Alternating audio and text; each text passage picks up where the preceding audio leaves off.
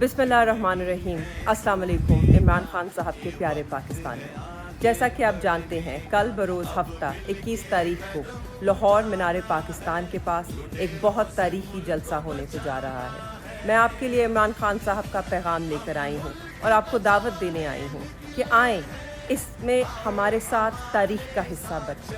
हम आज अगर निकल रहे हैं तो अपने लिए नहीं सिर्फ खान साहब के लिए। हम निकल रहे हैं तो आपके लिए और आपके बच्चों के लिए। हम निकल रहे हैं तो पाकिस्तान में हकीकी तौर पर जमहूरियत नाफिज करने के लिए।